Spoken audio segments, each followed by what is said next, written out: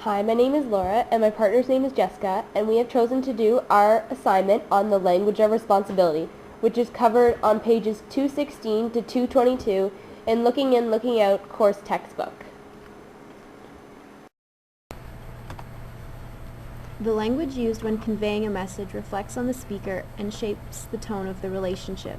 There are 5 basic different ways a speaker can do this: it statements, but statements, questions, I and you language, and we language.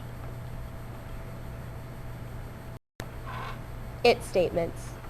It statements are statements where the usage of the personal word I has been replaced by the more impersonal word it, effectively reducing the speaker's responsibility for their statement. An example of this would be, I'm bored in class. But statements. But statements use the word but to cancel out a previous statement made. They are usually used to hide an unpleasant message behind a more pleasing message, which often results in confusion on the part of the receiver. An example of this would be, this paper has some good ideas, but I'm giving it a lower grade because it's late. Questions. Questions can be either genuine requests for information or an attempt for the speaker to avoid making statements with any risk of being too direct. An example of this would be, are you doing anything tonight? I and you language can be divided into its 2 components to be explained more easily. Using I language allows the speaker to take responsibility for the statement they are making. The speaker can effectively describe the reaction to another's behavior without making judgments about the person. An example of this would be, when you didn't pick me up on time this morning, I was late for class and I wound up getting chewed out by the professor. It seemed to me that my being on time didn't seem important to you. That's why I got so mad. I and you language continued. You language. In contrast to I language, you language implies or expresses the speaker's judgment of the other person. In either case, you language can cause defensiveness in the other person because it seems as though the speaker is saying they did something wrong. An example of this would be, your room is a mess. We language. We statements imply that the issue which is being discussed concerns both the speaker and the receiver of the message. This is not always appropriate, as it suggests you are speaking for the other person as well as yourself. However, when used properly, it can demonstrate inclusion and commitment with others involved.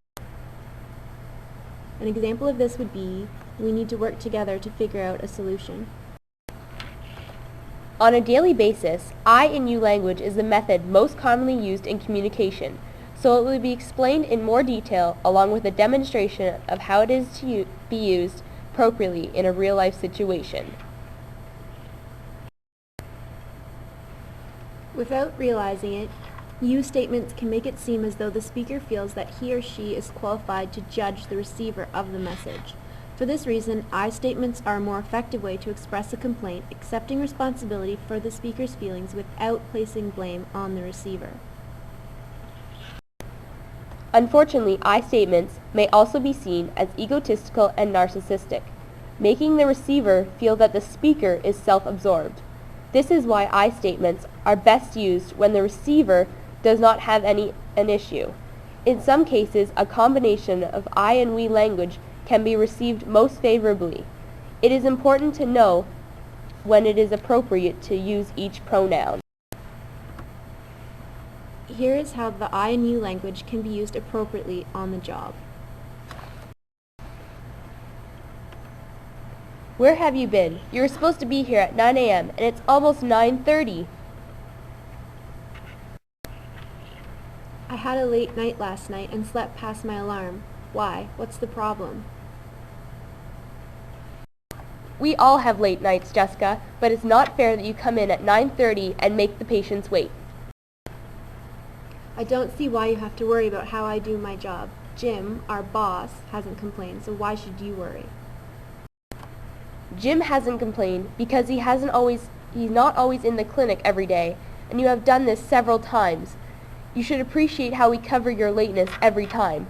walking in, making excuses every time you come in late and leave early. Hey, I thought we all covered for one another here. What about the time last year I came in super early and worked a double so you could leave early to go to a wedding in Montreal that weekend?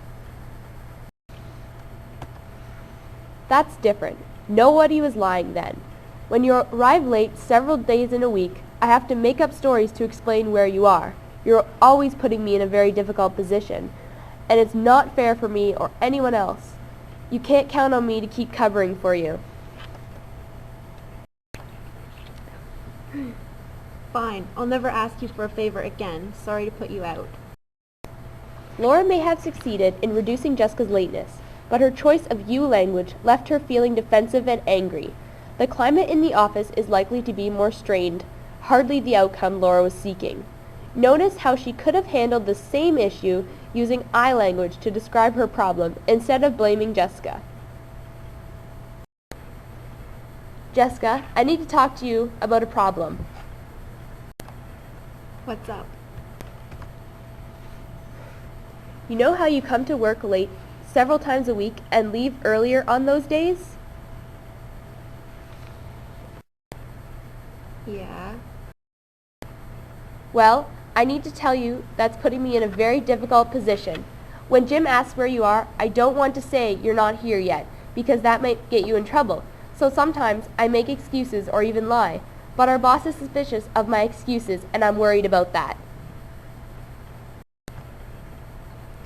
I don't want you to get in trouble. It's just that I've had to take care of a lot of personal business these days, and it's left me with many late and sleepless nights. I know, Jessica. I just want you to understand that it's getting impossible for me to cover for you every day. Yeah, okay. Thanks for helping out. Notice how the I language made it possible for Laura to confront Jessica honestly, but without blaming or attacking her personally. Even if Jessica doesn't change, Laura has gotten the problem off her chest in a way that didn't sound ugly or annoying.